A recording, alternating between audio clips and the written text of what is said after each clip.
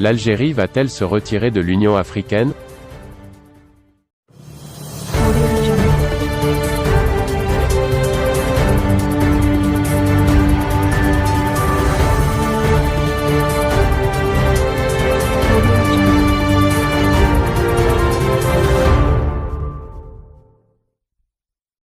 L'Union africaine a annoncé qu'Israël a officiellement obtenu le statut de membre observateur au sein de l'organisation panafricaine. Une décision qui vient confirmer la perte de vitesse de l'Algérie au sein de l'Union africaine, où elle a fait sienne la position intransigeante de Mouammar Kadhafi contre toute relation de l'Union africaine avec Israël. Les 46 États africains, soit les 4-5 des pays du continent, qui entretiennent aujourd'hui des relations plus ou moins étendues avec l'État d'Israël, ont finalement pesé sur la décision de la Commission de l'Union africaine d'accorder à ce pays du Proche-Orient un statut d'observateur au sein de l'Union africaine. Bien évidemment, il ne s'agit en aucun pour l'Union africaine, ni pour tous ses membres pris individuellement, de tourner le dos à la Palestine, déjà membre observateur depuis plusieurs décennies, mais d'ouvrir la voie à un rôle plus dynamique de l'institution panafricaine en vue de matérialiser la solution à deux États, vivant pacifiquement côte à côte. C'est en tout cas ce qu'a ouvertement signifié Moussa Faki Mahamat, président de la Commission de l'Union africaine, au nouvel ambassadeur israélien,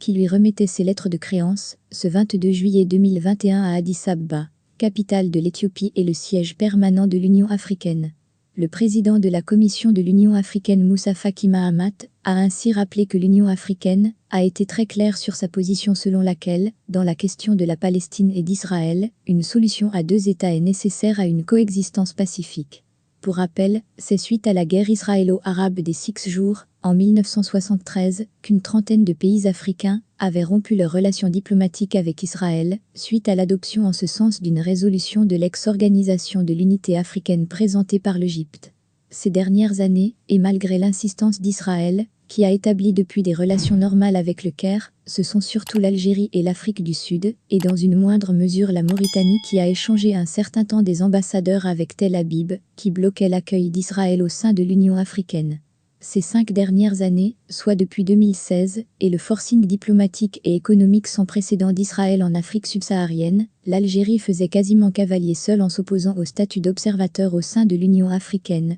qu'Israël n'a jamais cessé de réclamer. Ce nouveau pas franchi par l'Union africaine en direction d'Israël constitue donc un énorme camouflet pour la diplomatie algérienne, dans le contexte de la toute récente remise en selle de celui que le régime algérien considère comme son Monsieur Afrique, ou son diplomate providentiel, qui va redorer le blason, très terni, d'Alger au sein de ses pairs africains. Mais 2 semaines seulement après sa nomination aux affaires étrangères, Rantan Lamamra essuie un nouvel échec, qui va obliger l'Algérie à réagir, tôt ou tard, ne serait-ce qu'en donnant l'impression de protester. Des protestations auprès de l'Union africaine contre le statut accordé à Israël. L'occasion est en effet donnée au régime algérien de détourner ses citoyens de la crise multiforme et profonde qui les prive, au quotidien, du strict nécessaire, eau potable, denrées alimentaires de base, et de la liberté tout court. D'ailleurs, pour faire diversion, les autorités algériennes, dès l'ouverture des Jeux olympiques de Tokyo, ce vendredi 23 juillet, des Jeux symboles de tolérance et de paix, ont ordonné à un judoka algérien de rentrer immédiatement au pays.